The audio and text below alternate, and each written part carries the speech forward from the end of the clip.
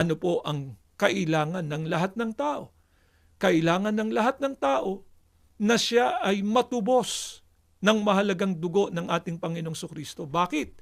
Sapagkat ang dugo po ng ating Panginoong Sukristo ang maglilinis sa lahat ng kasalanang nagawa ng tao para huwag siyang makasama doon sa mga parurusahan sa dagat-dagatang apoy pagdating po ng araw ng paghukom. Subalit, baka naman po sabihin ng iba, baka po may iba pang kaparaanan para ako ay mapatawad sa aking mga kasalanan, sa gayon ay maligtas din ako pagdating ng araw ng paghukom, maliban na sa pagkabuhos ng dugo ng ating Panginoong Sukristo. Ang tanong po natin, mga kaibigan, meron pa po bang ibang kaparaanan para ang tao ay malinis sa kanyang kasalanan maliban na sa pagkabuhos ng dugo ng ating Panginoong Sukristo? Pakinggan po ninyo. At ganito ang mababasa nating nakasulat dito po sa Hebreo 9, ang talata po ay 22. Pakinggan ninyo at ganitong maliwanag na mababasa natin.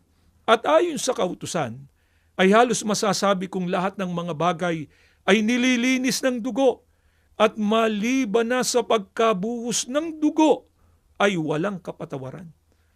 Narinig nyo sana ang pahayag ng banal na kasulatan. Maliban na niya sa pagkabuhos ng dugo ng ating Panginoong Sukristo, wala nang kapatawaran ng tao.